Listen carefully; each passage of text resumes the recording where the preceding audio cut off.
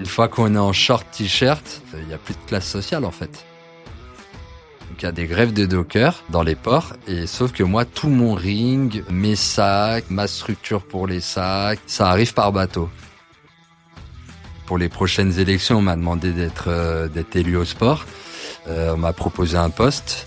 Malheureusement, j'ai dit non. Bonjour et bienvenue dans Investir le Ring, le podcast qui explore les enjeux business des sports de combat. Je suis Franck, passionné d'arts martiaux.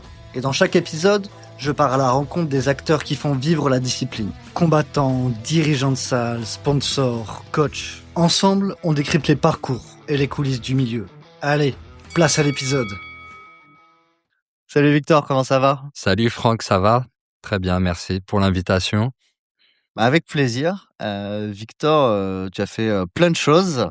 Tu as été champion de kickboxing au début des années 2020. Tu as créé une salle de sport de combat et de fitness à Neuilly-Plaisance, l'Arena Boxing Club. Tu as également fondé et dirigé une association de boxe qui s'appelle Every Boxing. Et aujourd'hui, l'idée, c'est de retracer un parcours, comment on passe de coach sportif à dirigeant de salle après s'être mis à la boxe de manière assez tardive vers tes 20 ans. L'idée, ça va être d'explorer ce parcours et de voir comment on peut naviguer entre ces différents univers. Avec plaisir. Est-ce que tu peux te présenter Donc, c'est Victor Bass, j'ai 36 ans. Donc, j'ai un parcours assez atypique avec des reconversions. Effectivement, comme tu le disais, j'ai commencé la boxe tardivement. J'ai découvert ce sport à 20 ans. Ça a été comme pour beaucoup de personnes un coup de foudre. Et du coup, en fait, j'ai décidé de réorganiser ma vie autour de la boxe. Et petit à petit, par différentes étapes, jusqu'à aujourd'hui, finaliser vraiment un projet et un rêve, avoir ma propre salle. Tu découvres la boxe à 20 ans, tu étais sportif à l'origine ou... Oui, de base, j'étais déjà sportif. J'ai fait, comme plein de garçons en banlieue, j'ai fait du foot pendant plus de 10 ans. Ensuite, j'ai arrêté, j'ai fait de l'athlétisme et pendant 2 ans. Et 19-20 ans, j'ai envie de tester la boxe parce que j'avais arrêté le sport pendant au moins 6 mois à cause d'une blessure. J'avais pris pas mal de poids et je me suis dit, tiens, on va tester la boxe. Il paraît que ça fait bien maigrir. Effectivement, c'est très cardio. À côté de ça, tu as tes études. Tu peux nous dire comment ça va se passer? Comment tu vas concilier cette carrière pro naissante avec tes études et l'entrée dans le monde professionnel? Ouais, donc en fait, après le bac, moi, je pars sur des études en alternance dans le commerce. Donc, je commence par un DUT, ensuite une licence et un master. Donc, je travaille en alternance chez Orange. Et en fait, donc à la fin de mon DUT, donc à 20 ans, là, je commence la boxe. Et donc j'en fais pendant 1 an en loisir. J'ai toujours été compétiteur en foot, en athlé. Au foot, je faisais les matchs. En athlé, je faisais toutes les compètes. Et au bout d'1 an, voilà, il y a l'envie de challenge qui arrive et je fais mon premier combat. Donc c'était à l'époque en boxe thaï en classe D pour ceux qui connaissent l'ancienne organisation. Ça veut dire quoi? Classe D, c'est il y avait classe D, classe C, classe B, classe A à l'époque. Donc grosso modo, classe A t'étais pro, classe B semi-pro, classe C amateur et classe D débutant amateur. Donc je fais une première année de compète, je gagne les championnats de France de boxe thaï en classe D. Ensuite, je passe en classe C. Et là, quand tu as le virus de la boxe, faut se préparer, faut s'entraîner. Même si c'est à un niveau amateur, ça demande quand même d'organiser un petit peu sa vie. Et au travail, moi, là, je suis dans ma 3e année chez Orange. Je m'épanouis pas du tout. Je fais un travail de bureau, ça me correspond pas. Je dois mettre une chemise, prendre le RER, partir le matin, rentrer le soir, se dépêcher de se changer pour aller s'entraîner. Et là, ça commence à mûrir. Je me dis, faut que je change. Je vais quand même en master. Et là, ma première année de master, en cours d'année, j'arrête. J'arrête d'aller à l'école. Je continue à aller au travail puisque tu es en alternance. Et voilà, je fais ma dernière année de travail comme ça. Et là, à ce moment-là, je suis en classe C maintenant, en boxe. Et à la fin du contrat d'alternance, je prends un peu de temps pour moi, pour m'entraîner, pour continuer à boxer. Et puis bon, là, je me dis, je vais me réorienter et je m'inscris pour une formation, donc un BPJEPS de coach, forme et fitness, donc muscu et cours collectif. J'intègre dans une formation à l'INSEP. Donc il y a 10 places pour les athlètes de l'INSEP et 10 places pour des sportifs extérieurs. Après des tests, tu peux intégrer cette promo. Donc tu te reconvertis dès la fin de tes études, «classique» entre guillemets. C'est ça. Donc là, c'est parti. Et au bout de 3-4 mois pendant le BPJEPS, donc je suis en alternance aussi, en contrat pro. J'ai la chance d'avoir un contrat pro, donc c'est-à-dire que je paye pas mon BPJEPS parce que c'est quand même 7 500 € sinon. Donc là, je suis payé, je le paye pas. Ma formation. Et au bout de 3 mois, je trouve que c'est un peu, ça va pas être forcément assez épanouissant pour moi. Je me dis que je peux aspirer un petit peu à autre chose, viser un petit peu plus haut. Et du coup, en même temps, parce que j'aime bien charbonner, en même temps, je m'inscris à la fac. J'arrive à rentrer directement en dernière année de licence TAPS. Donc, Tu es à l'INSEP, tu es à la fac en même temps. ouais, je travaille, je fais 20 heures dans une salle de muscu à Vincennes. Je boxe en même temps, je m'entraîne, je fais 2 diplômes en même temps et ouais, grosse année. Donc après le BPJEPS, je termine ma licence et là je passe en master, donc pour passer le concours de la fonction publique pour être professeur de PS. Et ça, tu as voulu t'inscrire dans cette licence Peace Master parce que le BPJEPS, ça te convenait pas? Tu pensais que tu pourrais, Bah, ça je trouvais que déjà économiquement, t'es coach, t'es auto-entrepreneur, c'est c'est un peu précaire? aléatoire. Voilà, je trouve que ça peut être précaire. Il y a beaucoup de concurrence. Faut être c'est le début des réseaux sociaux. On est Je en suis on est en quelle année là, à peu près? Là, on est en 2020, un truc comme ça. Ouais, 2020, je Ouais, donc pense. tu as le Ouais. covid au milieu en plus? Non, ah non, non, pardon, c'est bien avant. Non, non. Attends, j'ai eu le CAPEPS en 2015. Ouais, Mmh. excuse-moi, j'ai eu le CAPEPS en 2015. Donc voilà, c'est le début, c'est l'émergence des réseaux sociaux. Il y a de la concurrence, faut faire des trucs en ligne, faut vendre son image. Ça, je suis pas trop comme ça, je suis pas trop technologie. Je me dis, il me faut un truc un peu plus stable, un peu plus sûr. Et j'ai surtout aussi toujours là, la boxe, ça continue. Ou Je suis en classe B. J'ai l'ambition de passer pro. Donc, il me faut du temps. Et prof d'EPS, bah, c'est parfait. Je travaille 20 heures par semaine. T'as 4 mois de vacances dans l'année. C'est plutôt bien payé par rapport au volume d'heures, je trouve, même s'il y a un peu de temps de préparation et tout. Je trouve que c'est vraiment pour pouvoir, atteindre mes objectifs de boxeur, je trouve que c'est le meilleur métier possible. et tu finis quand même le BPJEPS, à l'INSEP? Ouais, le BPJEP, je le finis, je le valide, ça me permet d'avoir ma carte pro, de faire des coachings, et cetera.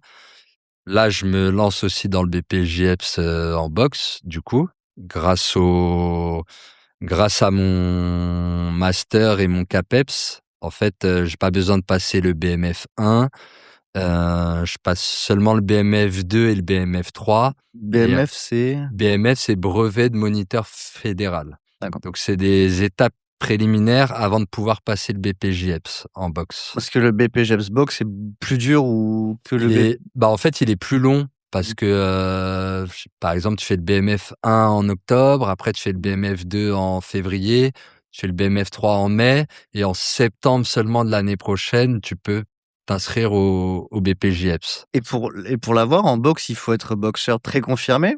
Pas Ou forcément, pas hein, forcément? là, dans la promo, t'en avais qui ont pas forcément fait de compète, mais voilà, pareil, ils se sont passionnés, alors ils font de la boxe, hein, Oui, oui. mais ils ont envie d'aider, dans la salle, ils ont envie de se faire rémunérer aussi, dans l'association, voilà, donc faut officialiser et ça te permet d'avoir, C'est ta un carte métier, pro. quoi. C'est ça, c'est ça. Et donc tu passes ensuite ou en même temps le concours pour être prof de sport? C'est ça.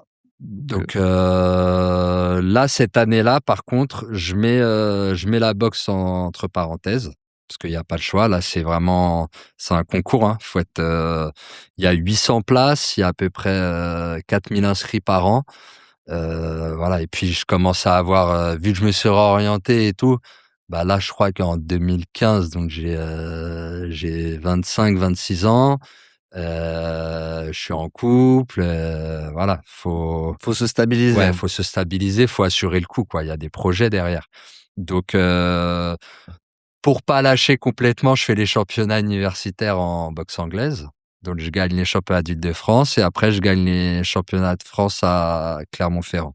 Donc, je fais de la compète, mais ça me demande moins d'investissement quand même Mmh. que de boxer en semi-pro, en kick et K1. Et donc tu prends ensuite le job de prof de PS, c'est quoi? C'est dans un collège, un Ouais, je lycée suis du en coin? collège, ouais. Je suis en collège, je choisis un collège pas trop loin de chez moi. Ah, tu peux choisir? Alors en fait, tu fais des vœux d'affectation, sauf que, bah, moi, je suis académie de Créteil. Je suis donc 77, 93, 94. Bah, ça coûte pas très cher en points, hein. Donc en fait, quand tu es jeune prof, Ah ouais. tu demandes une zone, autour de chez toi, tu l'as, hein. Et à l'inverse, par contre, tu as des collègues qui, eux, bah, ils viennent de toute la France, quoi. Ouais, ils ont pas forcément envie Voilà, d'atterrir à ils ont pas Créteil. choisi, eux. Mais bon, Mais toi, tu es moi, chez ça toi. m'arrange. Voilà, je suis chez moi, c'est parfait. Donc là, ça y est, je me stabilise, je m'organise, je peux me remettre à fond dans la boxe, je rattrape entre guillemets «le temps perdu» et là, je passe pro en boxe et ce que j'ai oublié de dire, c'est que pendant toutes ces années, là, un petit peu de transition, bah, pour me faire de l'argent en plus, donc je fais coach de boxe, au Temple du Noblard. Donc au tout début, quand il y avait qu'une seule salle, hein. Donc là-bas, j'y travaille pendant des années et c'est pareil, une fois que je deviens prof, je deviens papa, je deviens boxeur pro, bah, j'arrête d'aller coacher au temple, en fait, j'ai plus le temps. On peut revenir un peu sur ces années, coaching. Donc tu avais déjà le BPJEPS pour la muscu, si je Ouais, comprends bien. c'est ça. Tu as coaché en muscu aussi? En muscu, j'ai coaché, j'ai fait des cours collectifs, des cours de step, de cuisses, abdos, fessiers, voilà, j'ai tout fait, mais pas très longtemps. J'ai fait vraiment pendant mon alternance et après j'ai fait coach de boxe, en fait. Et ça t'a plu quand même cette phase, coach, fitness généraliste? Bah, écoute, ça m'a permis de prendre de l'expérience, de voir ainsi comment une salle fonctionne, je faisais de l'accueil, j'avais quand même pas mal de responsabilités et puis, bah, c'est de l'expérience qui me sert aujourd'hui, en fait. Et ensuite tu rejoins Temple Noblard, donc pour les gens qui sont, un peu loin de cet univers, c'est une salle qui est assez chic, Ouais, à Paris. Actuellement, c'est des abonnements à plus de 150 € par mois, donc c'est un public, très sélectif et voilà, c'est de la boxe pour, col blanc, on peut dire ça comme exactement. ça. Toi, tu arrives dans cet univers, qui peut être peut-être un peu éloigné de ce que tu as vécu dans d'autres salles. Comment tu t'intègres là-dedans? Tu apprends des nouveaux codes? Tu vois des nouveaux types de clients? Bah, en fait, moi, j'ai toujours été, je pense que c'est une de mes qualités, j'ai toujours été un caméléon, en fait. Je peux m'adapter, partout dans n'importe quel milieu social. Je m'intègre partout, donc tout de suite, je suis très à l'aise. Pourtant, bah, je suis quand même un peu jeune. Je dois avoir, à cette époque, je dois avoir entre 24 et 25 ans. Comme tu l'as dit, donc je vais coacher des personnes entre 30 et 50 ans qui ont des super boulots. Mais ce que j'aime, c'est que bah une fois qu'on est en short t-shirt, bah il y a plus de classe sociale en fait. Et surtout, bah on est respecté parce que c'est nous qui sommes en train de transmettre le savoir. Et du coup, j'adore ces années-là, cette expérience. Et j'adore ce public. Et pareil, bah ça me sert aujourd'hui en fait, hein. Et tu as vu une évolution de la discipline sur ces années-là? Ça s'est démocratisé, à ton sens? C'est un constat qui revient pas mal, j'ai Bah, l'impression? c'est, ouais, c'est, vraiment ces années-là, elles ont vu vraiment l'essor de la boxe, hein, parce qu'on parle du Temple, mais il y avait même l'Apollo qui a ouvert, je crois, avant le Temple. Aujourd'hui, ils ont une dizaine de salles en Île-de-France. Le Temple, ils sont passés de 1 à 5 salles. Voilà, c'est un boom. Et c'est un boom pourquoi? Parce que, bah, c'est un sport, qui attire, qui a plein de valeurs, qui a plein de vertus, que ce soit mentales, et physiques.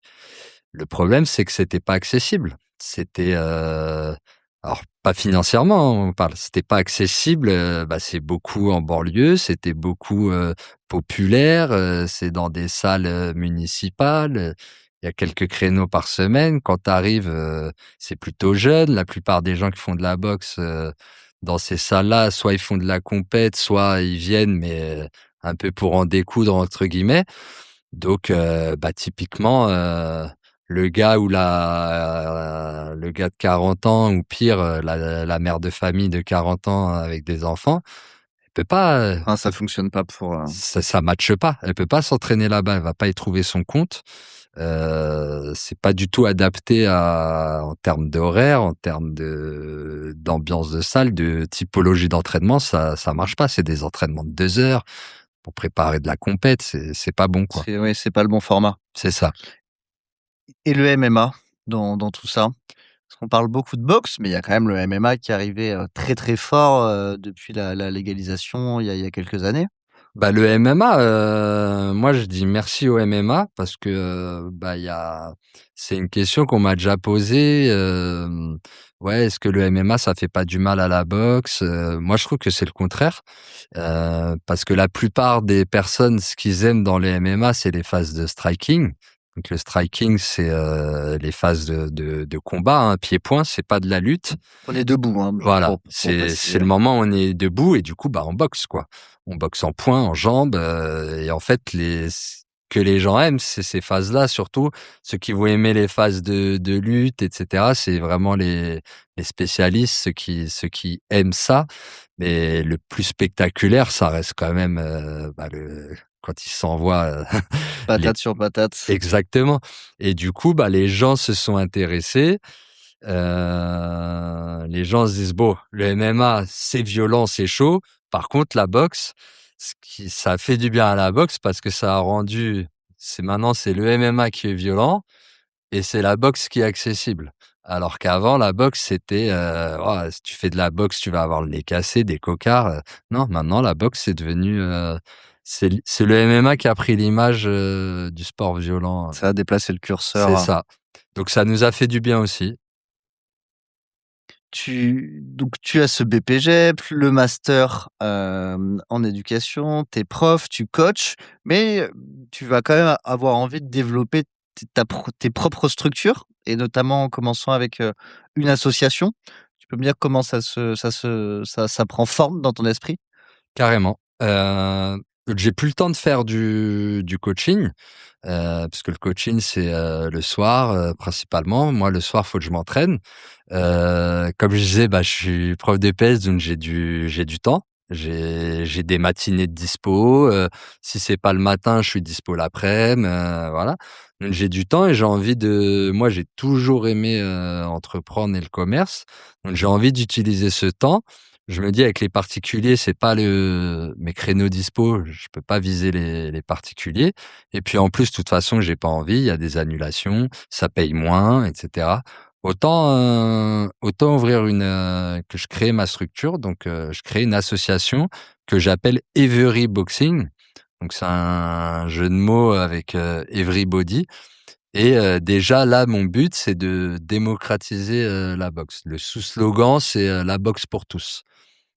Et en fait, mon but et mon canal de communication, c'est de me servir de la boxe pour faire de l'inclusion. Donc boxe adaptée pour le handicap, inclusion sociale. Donc se servir de la boxe pour se réinsérer dans la société. Et voilà, donc je décroche 2 contrats. Un premier contrat avec une association d'autistes qui s'appelle Le Silence des Justes. Donc c'est une grosse association sur Paris. Ils en ont même fait un film qui s'appelle Hors Normes avec Vincent Cassel et Reda Tayeb que je conseille vraiment de regarder. Ça permet de comprendre l'autisme, ça te permet de comprendre comment cette association fonctionne. Donc je reçois des petits groupes qui sont accompagnés d'éducateurs et je leur fais faire de la boxe, mais vraiment, on est vraiment sur de la boxe adaptée, hein. Et ça commence par un groupe, ça marche, ça plaît, un deuxième, un troisième, un quatrième. Sauf qu'il faut que je les reçoive, ce public.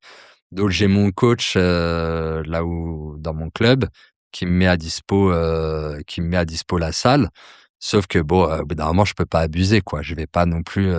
C'était au Temple que tu les Non, recevais? c'était moi, je boxais à la Konatim. Donc pour ceux qui connaissent pas, c'est à Villiers-sur-Marne. Donc c'est Moussa Konaté, un ancien grand champion, qui gère la salle et donc c'est une salle associative.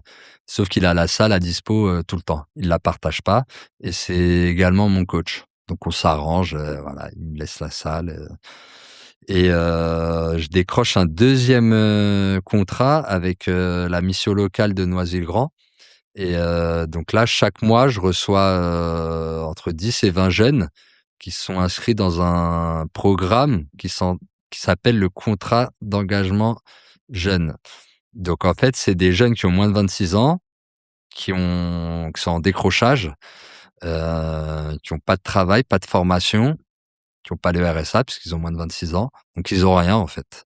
Et le but de ce programme, c'est de les coacher pour les aider à trouver une formation ou un travail.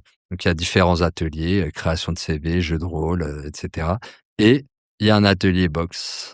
La boxe, pourquoi? Pour reprendre confiance en soi, apprendre à se dépasser, faire des efforts.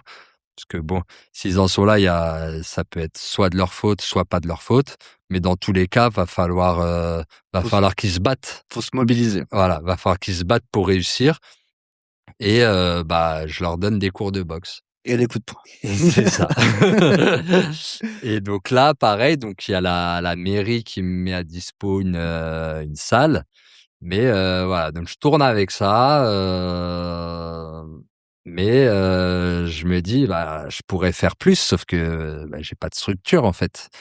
Donc l'idée déjà, de toute façon, elle était là. Moi, c'était le but de ma vie, c'était le jour où j'aurais fini la boxe, c'était d'ouvrir ma salle.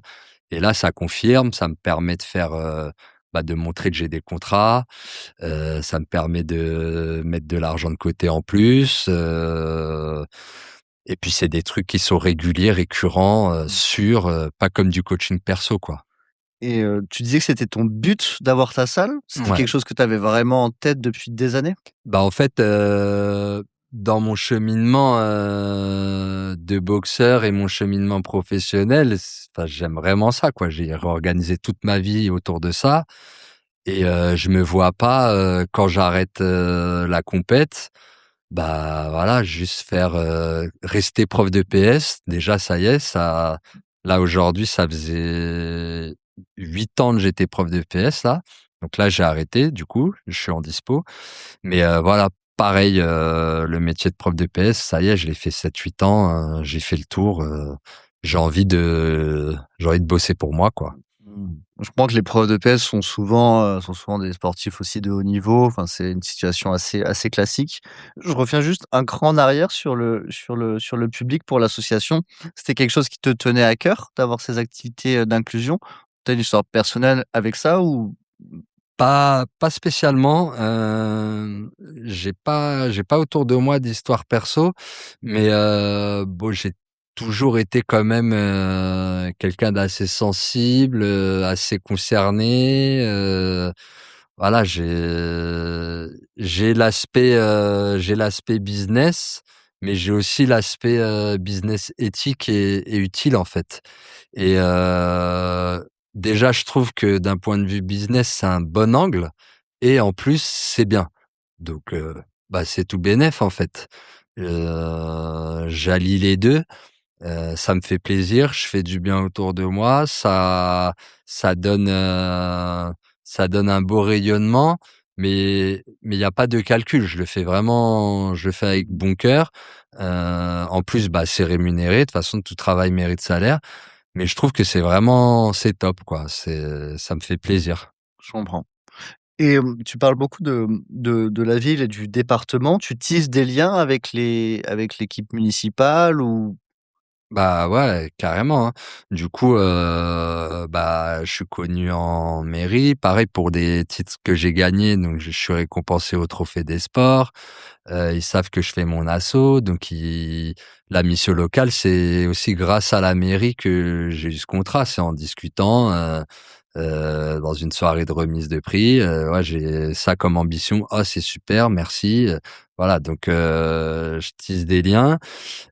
Jusqu'à là, pour les prochaines élections, on m'a demandé d'être élu au sport. On m'a proposé un poste. Malheureusement, j'ai dit non parce que j'ai pas le temps. Même s'il y a une indemnité et tout, je peux pas me disperser, ça va demander trop de responsabilités. Mais bah, je suis flatté, quoi. On me propose c'est à Noisy-le-Grand, hein, il y a 70 000 habitants, c'est C'est un pas un gros village, ouais, ouais, c'est ouais, c'est pas vraiment un gros poste qu'on me propose et voilà, donc je crée des liens avec la mairie, ça permet de faire du réseau aussi. bien sûr. Mais et ta salle, tu choisis, tu pourras nous la présenter, de l'implanter à Neuilly-Plaisance? Ouais. Donc l'année dernière, pour raconter un petit peu, donc le cheminement, quand est-ce que je trouve que c'est le bon timing pour ouvrir la salle? Donc l'année dernière, donc je crée la SAS, donc j'ai ouvert une SAS, avec un associé, mais qui est très minoritaire, il a 10 et il va m'aider lui sur la partie digitale.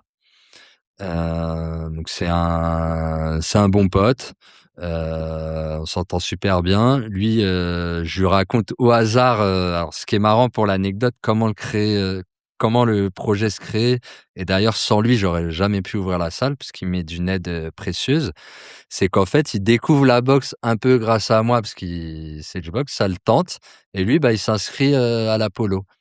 Donc il fait des cours à l'Apollo, il kiffe et il veut, faire, les galas interclubs, Mmh. Apollo. Donc il m'écrit, il me dit: «Ouais Victo, je vais boxer et tout, mais j'ai envie de faire ça bien. Est-ce que tu peux me coacher?» Je dis: «Vas-y, avec grand plaisir et tout». Donc je le coach et donc on papote et tout et je lui dis: «Eh moi, tu sais que je vais ouvrir ma salle là, hein, dans un an ou 2 grand max». Il me dit: «Ah ouais et tout, ah je suis trop chaud, moi si je peux t'aider nin sur toute la partie site internet et tout». Son métier, il est web designer. Je dis: «Ah bah vas-y, hein, go, hein» et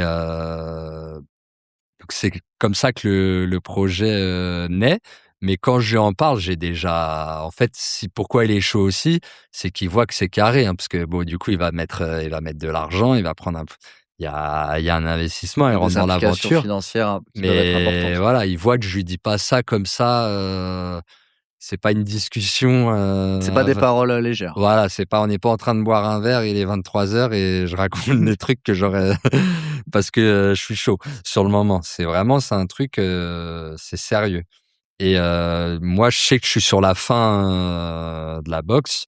Je suis parce que, bah, j'ai à ce moment-là, quand le projet, ça y est, je suis déter, j'ai 34 ans. Ça fait, du coup, maintenant, 12 ans que je fais des combats, j'ai 58 combats. Je suis arrivé, j'estime à mon, comment dire? À ton prime? Ouais, je suis arrivé à mon prime et surtout, ça y est, j'ai plus de marge de progression. J'ai fait le mieux que je suis allé bien au-delà de ce que j'espérais à la base. Je savais même pas à 20 ans, en rentrant dans une salle de boxe, que j'allais devenir pro. J'ai été pro, j'ai gagné un titre, 2 titres France, j'ai gagné un titre, international. C'est bon, j'ai Puis, depuis quelques années avant, tu prenais le RER c'est ça. pour aller faire un job qui avait pas l'air de te passionner, en C'est ça, chemise. exactement. Donc voilà, c'est beau, j'ai réalisé mon rêve, je suis allé au max de mes capacités. Derrière, il y a des jeunes qui poussent. La boxe, ça y est, là, ça s'est structuré. Les mecs qui sont pros dans ma caté, bon, même si personne n'en vit vraiment, il y en a, ils font presque que ça. Ils misent tout là-dessus. Ils ont pas forcément tout ce que j'ai moi à côté. Eux, ils ont la dalle. Oui, ils ont pas de plan B. Voilà, ils ont la dalle. Moi, à côté, j'ai une fille, j'ai un taf. Tu es En plus, fonctionnaire, voilà, je suis fonctionnaire. Je fais mon bonus avec l'asso. Je fais des trucs en auto-entrepreneur. Ça y est, j'ai plus la grinta. Faut que j'arrête, quoi. Donc là, c'est bon. Je me dis, je vais ouvrir ma salle. et pourquoi Neuilly-Plaisance alors? Alors Neuilly-Plaisance, ouais. Donc moi, à la base, je cherche à Noisy-le-Grand. Donc Euh, je rappelle, c'est ta ville d'origine. Ouais, donc moi je suis de Noisy depuis que j'ai 6 ans. Noisy-le-Grand, ça s'est gentrifié. Le projet, de toute façon, bah, dans ma zone, ça sert à rien de faire une asso, puis j'ai pas envie de refaire une asso. J'ai envie d'être libre, d'avoir ma salle, d'ouvrir 7 jours sur 7 et puis j'ai envie de plus tard gagner de l'argent, en fait. Je vais arrêter prof de PS, donc si je fais ça, c'est aussi, C'est pour le business également. c'est pour le business, ouais. Donc je cherche, les locaux, ça me convient pas et puis les prix, enfin, je connais le marché, enfin, je comprends pas que ce soit ces prix-là à Noisy, quoi. On me propose des loyers à 9 000 € hors taxes par mois. Moi, quand je fais même pas un business plan à Noisy-le-Grand parce que je sais que c'est juste pas possible, en fait. Pour quelle surface à peu près? Pour 300 m², je cherche entre 250 et 350 m². Parce que mon ambition aussi, c'est, d'ouvrir direct un truc gros où je peux avoir 3 espaces en même temps. Le soir, bah, quand j'aurai plein d'adhérents, je peux mettre 12 heures de cours dans la soirée avec 3 coachs. Faut un truc où j'ai des charges fixes qui vont être élevées, certes, mais après ma seule charge variable, ça va être le nombre de coachs. Donc en fait, le modèle économique, il est là, en fait.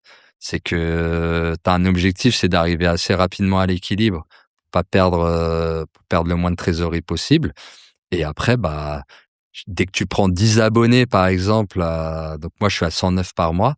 Tu prends 10 abonnés, ça te fait, en hors taxe, ça te fait 900 par mois en plus. Avec un créneau de 1 heure en plus ou 2 dans la semaine, tu es capable de les absorber. Ton créneau en plus, il te coûte 120 € par mois. Donc en fait, le calcul, Mmh. ta charge variable, c'est beau, en fait. Ça fait rêver, tu te dis. Tu as 3 espaces, j'imagine, c'est un espace ring, un espace sac et un espace, circuit C'est training. ça, c'est ça. Donc j'ai vraiment, j'ai une belle salle, j'ai une très belle salle. Je suis vraiment fier et surtout les retours que j'ai, en fait, de tous les gens qui rentrent et qui prennent un peu une claque en rentrant. Il y a 4,50 m de hauteur sous plafond. C'est énorme. C'est que des baies vitrées qui donnent sur les bords de Marne. Donc tu passes du béton, parce que je suis en bas du RER de Neuilly-Plaisance, tu passes du béton à du vert, du soleil. J'ai le soleil plein face, de la verdure, la Marne. T'es dans un cadre parfait, quoi. C'est que souvent les salles, fitness et les salles de boxe, tu peux assez vite te retrouver en sous-sol. C'est ça. T'es souvent en sous-sol, t'as pas forcément une grosse hauteur sous le plafond, t'as pas de vitres, c'est sombre, il y a pas de lumière naturelle et tout. Là, c'est tout l'inverse. Et donc ce local, tu le trouves comment? Parce que bon, un aussi bon local, ça doit être recherché aussi Ouais, par d'autres personnes? bien sûr. Donc en fait, l'agent immobilier avec qui je traite, donc qui me fait visiter sur Noisy, au bout d'un moment, je lui dis: «Eh, tu sais quoi? Laisse tomber Noisy-le-Grand. Je vais élargir. J'aime bien, j'aime bien Neuilly-Plaisance, Le Perreux. Je veux cette zone-là. Donc c'est une zone qui est plus CSP, plus que Noisy-le-Grand en moyenne. Alors il y a moins d'habitants certes, mais en fait, moi en ouvrant à Noisy, je me dis: «J'espère que les gens de Nogent, Le Perreux, Brie et tout, ils viendront à Noisy». Sauf que, c'est le destin. Heureusement que j'ai pas trouvé à Noisy, parce que je pense pas qu'ils seraient venus jusqu'à Noisy. Par contre, les gens de Noisy, moi, ils viennent à Neuilly. Ils te le disent. Voilà, c'est ça. J'ai des gens de Noisy qui viennent à Neuilly et j'ai plein de gens de Neuilly-Plaisance, Brie-sur-Marne, Neuilly-sur-Marne, Nogent, Fontenay. Donc en fait, je touche un bassin de population qui est beaucoup plus important. Et ça, tu t'y attendais? C'est Heu, plutôt la bonne surprise? c'est la bonne surprise, mais surprise oui et non, parce que du coup, quand il me fait visiter le local donc il me fait visiter le local à Neuilly-Plaisance. Il me dit: «J'en ai un, ça va être parfait pour toi». On va le voir. Il est pas du tout dans l'état, dans lequel je l'ai transformé avec les travaux. Mais, tu sais, il y a un truc, c'est comme quand j'avais visité des maisons à l'époque. Tu rentres, tu sais direct ce que tu peux faire. En fait, je rentre en 10 minutes, je réimagine tout, tous les espaces. J'enlève ça, je casse le plafond, je casse ce mur, tout de suite. Et là, je me dis: «C'est bon, c'est le bon endroit, quoi». Je me dis: «C'est ici». Et en plus, le loyer, il est 2 fois moins cher qu'à Noisy. Je paye 4 800 € hors taxes, tout inclus. Donc j'ai les charges, j'ai la taxe foncière, j'ai rien à payer. Mon seul je paye mon abonnement Free, quoi. C'est ma seule charge, en plus, j'ai tout. L'électricité, j'ai la clim, j'ai le chauffage, j'ai l'eau, donc c'est top. Pour 300 m² à peu près? Pour 300 m², ouais. Ouais. T'as un espace d'accueil, des Ouais, douches, ouais. vestiaires? Donc quand tu rentres, tu un accueil, tu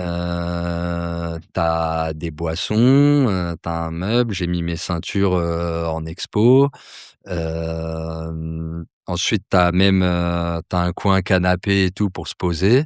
Et en fait, dès que tu rentres, tu es dans l'espace sportif, en fait. Donc tu l'espace boxing bag, tu l'espace ring au milieu. Pareil, il y a eu la question: «Est-ce que je le mets là?» Là, non, au final, le ring, je l'ai mis en plein milieu de la salle. C'est la pièce maîtresse. J'ai l'espace cross-training. Après, j'ai les toilettes et ensuite, tu t'empruntes un large couloir haut de 4,50 m. Même le couloir à Voilà, 4 mètres de hauteur sous voilà. plafond. Et tu rentres, t'as deux vestiaires avec 4 douches par vestiaire, des vestiaires qui sont spacieux, voilà. Et j'ai tout refait. Donc il y a eu beaucoup de travaux. T'avais quoi? T'avais un architecte, avec toi? Même pas. Donc j'ai pas pris d'architecte, hein, j'ai réimaginé les plans. J'ai juste pris, tu obligé de toute façon pour faire ton dossier, d'ERP, donc pour établissement receveur du public, tu es obligé de les faire dessiner par un architecte, mais c'est moi qui lui ai dit, quoi faire, quoi.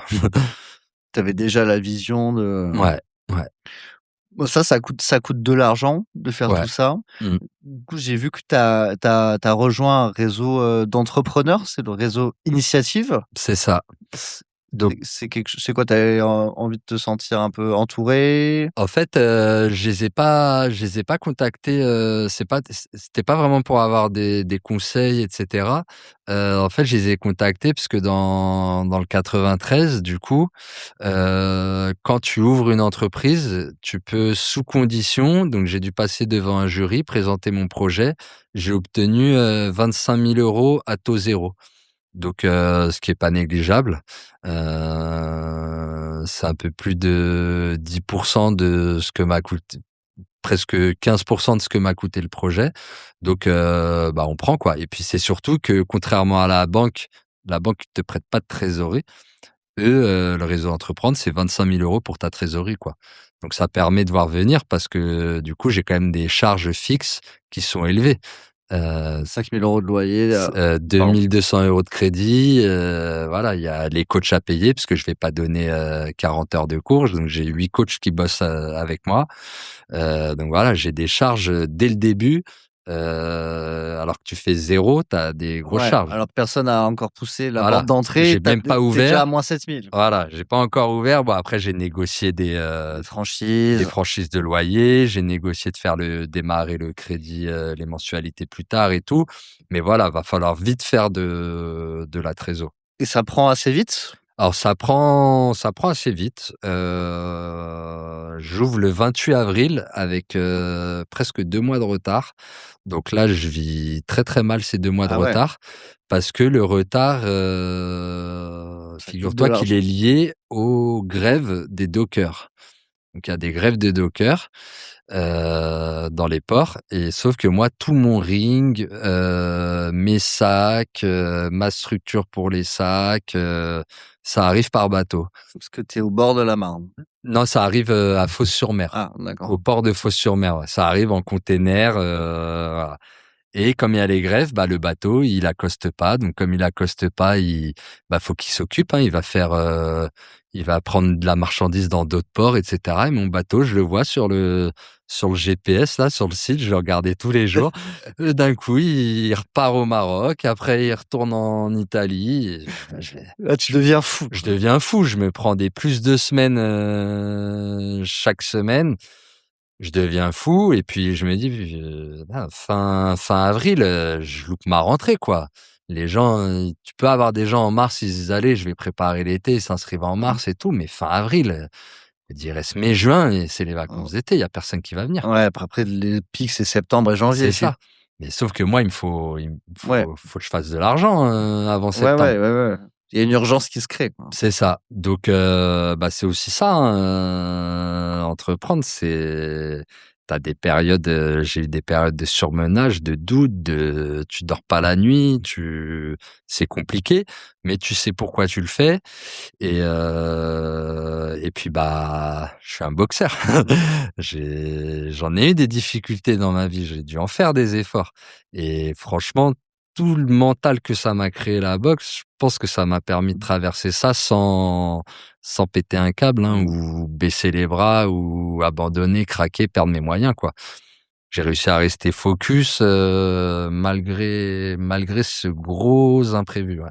Et ton ami, enfin ton associé même Ouais. et avec toi dans cette période ou c'est toi qui gères en front, le Bah, c'est moi qui gère, hein, mais lui, j'essaye un peu je lui en parle pas tous les jours. Lui, il bosse, hein, il s'est lancé dans l'aventure, c'était pour m'aider, c'est pas pour non plus pour que Mmh. je décharge tout mon stress, sur lui. Donc j'essaye de le préserver, mais quand même, je le tiens au courant, mais il y a des fois, je le tiens même pas au courant, quoi. Pendant une semaine, je vais pas lui envoyer de message pour lui dire: «Oh là là, il m'a encore dit plus de Mmh. semaines». Non, non, j'essaye Le de le bat ménager, ouais. enfin le bateau qui C'est qui fait ça. des ronds pendant ce temps. Tu inaugures le 28 Ouais, avril avec le maire. ouais. Ça te fait un peu de pub, C'est ça. Donc, pareil, hein, du coup, moi, voilà, je sais un peu ce qu'il faut faire avant d'ouvrir, avant même de déposer mon dossier de d'ERP en mairie. Je demande un rendez-vous, je vais me présenter, je dis: «Je vais apporter ça dans votre ville, je vais ouvrir, cette structure, c'est la première du 93, ça va être top», voilà, tu bien reçu? ouais, je suis bien reçu, Ouais, ouais. on t'écoute? Ouais, je suis hyper bien reçu. Il y a pas de souci. On viendra faire l'inauguration. On vous fera des articles dans le Neuilly Mag. Là, tout de suite, je place, vous savez, pendant les vacances scolaires et tout, on peut faire des trucs, on peut faire des stages de boxe avec la MJC et tout. Ah ouais, top, nanana. Donc, voilà, je me dis, ils vont pas m'aider financièrement parce que je suis une entreprise, je suis pas une Mmh. assos.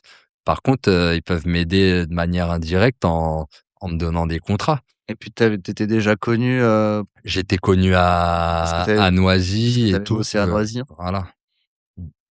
Donc je comprends que ça prend, plutôt bien. Donc tu disais que tu étais à 109 € par mois.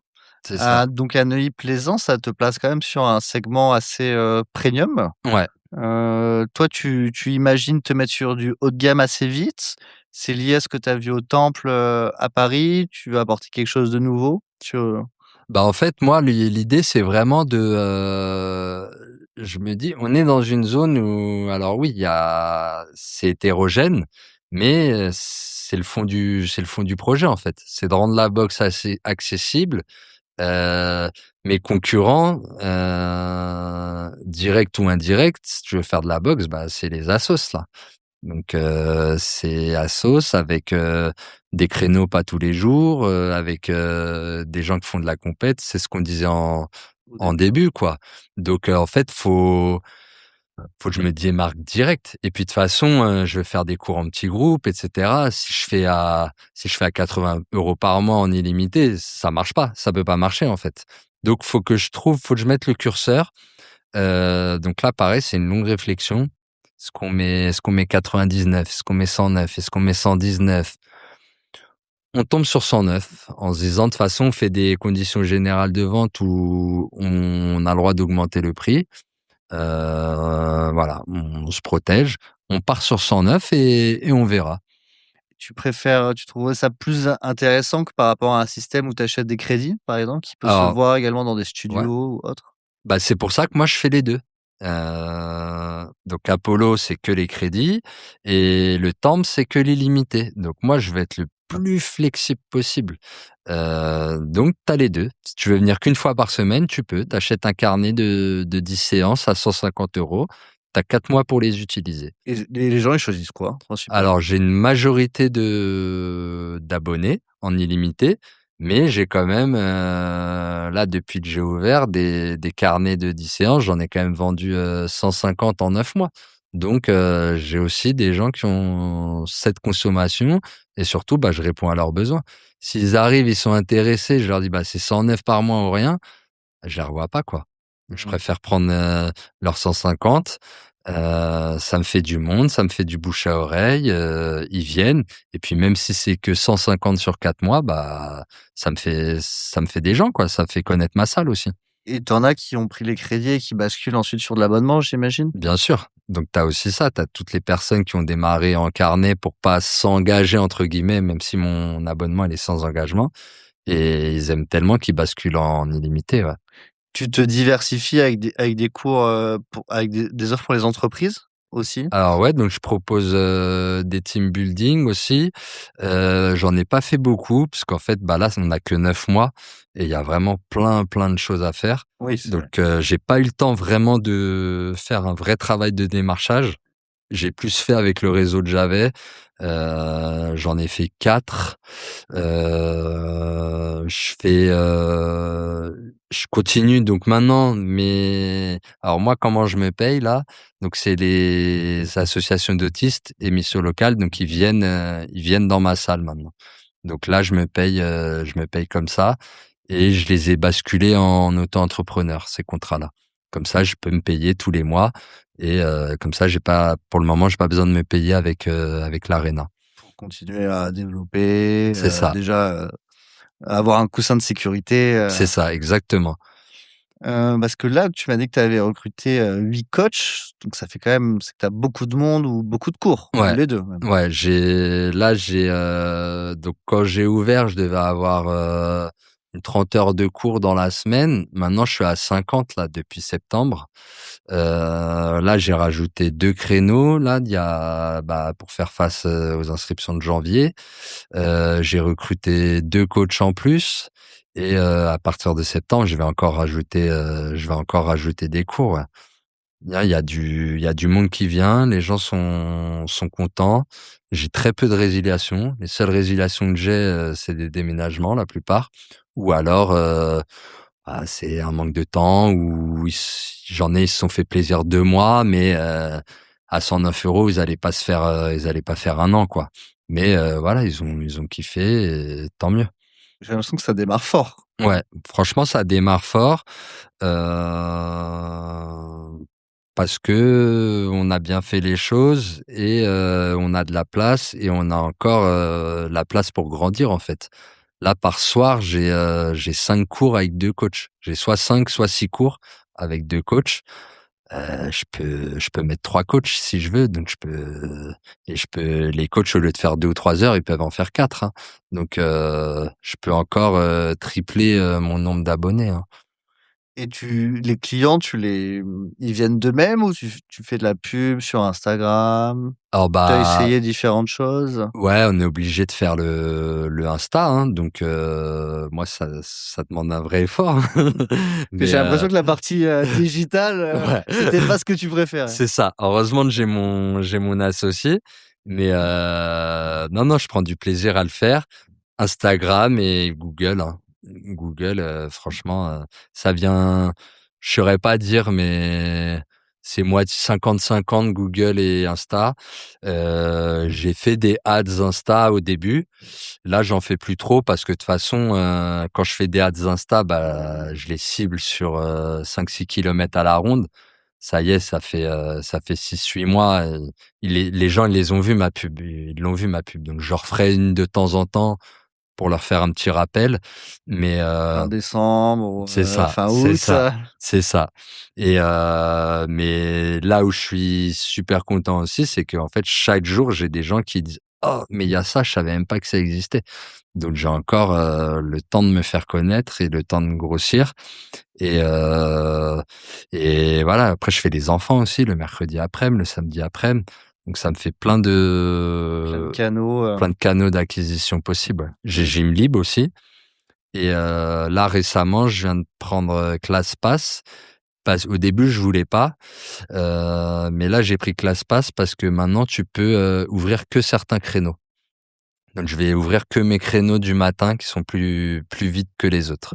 Le midi, le soir, je suis déjà suffisamment rempli. Et pourquoi tu veux pas aller, toi, tu veux pas favoriser ce canal-là, c'est ça? Ouais, bah en fait,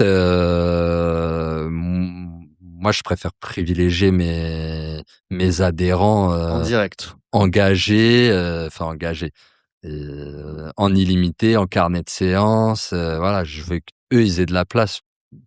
Faut que la place soit pour eux en priorité. Ouais. Après, Gymlib, j'aime bien, hein. Tu des gens, ils viennent vraiment de manière régulière. Après, t'en as d'autres, bah, ils viennent une fois par mois. Donc bon, c'est pas, ça me rapporte pas grand-chose, mais ils viennent quand même, c'est bien. Mais il y en a, ils me rapportent autant que s'ils étaient en illimité avec leur Gymlib. Et comme c'est leur taf qui paye 80%, bah, tout le monde est content, quoi. Je comprends. On arrive bientôt à la fin de cet épisode. Mmh. Est-ce que tu as envie de tester la pub dans le RER? Un gros, 4x3. Bah, on s'est posé la question, hein, vu qu'on est vraiment en bas du RER. Ah ouais. C'est en fait, en plus j'ai un dépôt de la RATP, à 1 minute à pied de ma salle, mais impossible de trouver un contact, je sais même pas qui appeler pour, mettre une pub sur le quai du RER à Neuilly-Plaisance, quoi. Et si tu pouvais le faire, tu le Ah bah ouais, je le fais ah. direct. Je sais pas combien ça coûte. Ça coûte un petit peu de sous, je pense, quand Je même. pense, hein, mais je pense que ça vaut le coup de les mettre, hein. Ouais. Je comprends. Bon, Victor, si on veut aller dans ta salle, c'est où? C'est quoi l'adresse? Donc c'est Arena Boxing Club. Enfin, le Insta c'est arenaboxing.club. Le site internet c'est pareil, arenaboxing.club.